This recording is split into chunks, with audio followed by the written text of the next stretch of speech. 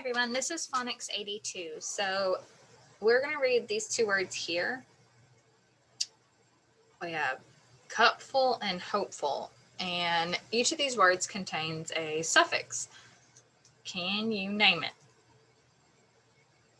It's suffix ful. What do you think suffix ful means? Okay, so suffix ful can mean that it's full of, as in hopeful, you're full of hope, or a quantity that fills, as in a cup full. So you have a cup of water, a cup full of water. So let's look at these words. Can you read these two? We have thickness and redness. Okay, do you know the suffix in these words? It's ness. What do you think suffix ness means? Suffix ness means that something has a certain quality. For example, the word redness means that something has the quality of red, and the word thickness means that something has the quality or condition of being thick. So how do we code suffixes?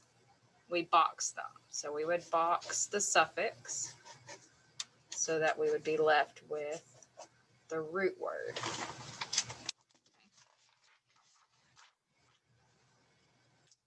So now we make sure that the root word is left and not anything else. So we must make sure root word is left. We have cup, hope, thick, and red. So once the root word has been identified, we can code them. So C-U-P, U is followed by a consonant, so it gets a breve, and C gets a K back.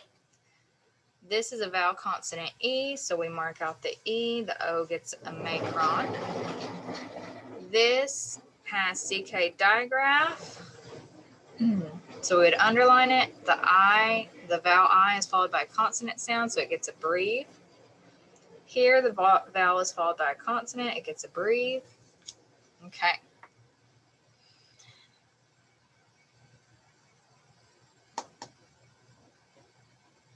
And the root words are the ones that usually get the accent mark. So they're higher, louder, or longer when we say them. So accent them. And that is how we would code root words and suffixes. So we have suffix full and suffix ness that we've added. We've also talked about suffix s by itself. So let's look at an example sentence, which will have some of the types of coding you might see today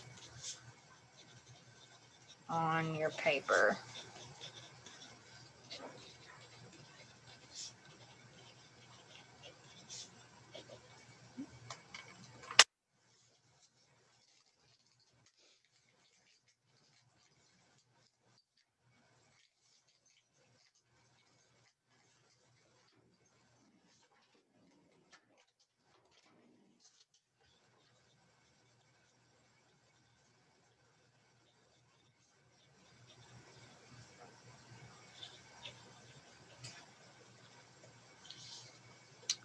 So that is a sight word, but if we were to code it, it is the voiced one, and the E is having a schwa sound because it's not saying eh or E, it's saying Okay, this word has more than one vowel, so we find the vowels and we code in between. If it's a vowel consonant V, we usually code after the first vowel and the accent's on the first syllable. That makes the U open and accented, so it gets a macron. This I is closed in by a consonant, so it gets a breve, and this S is a suffix. So we have pupils. U is followed by a consonant sound. It's closed in, so it gets a breve. Ust. We have trigraph TCH, so it makes a ch sound, and the A, the vowel is closed in by a consonant, so it gets a breve. Atch. Again, here's the or the, so you could code it or you could leave it, because we can leave sight words or high frequency words you can just leave, or you could circle. Okay, we talked about DGE and GE at the end of the word, and we also talked about trigraph TCH and CH at the end of the word last week. So because it has a short vowel in front of it, it's trigraph TCH.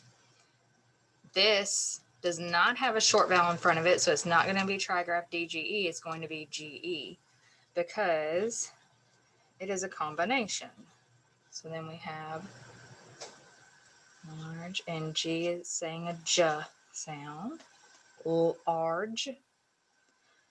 Here we have two vowels again, so we're going to code them and mark the consonants in the middle. It's a VCCV, so we're going to divide in the middle of the consonants. U is followed by a consonant, so it gets a breve. ER is part of a combination, and S is a suffix. Numbers. Numbers. The accent's on the first one because it's louder. 2 is a sight word, so you could circle it. Again, you could either code with the schwa and the voiced, and the TH is a digraph, or you could leave it. And the last one, we have suffix S. We have a vowel consonant E, so we mark out the E, and the A gets a macron, and we have a digraph SH. Shapes. Okay, so that's an example of the coding you're going to see on your practice page today for Phonics 82.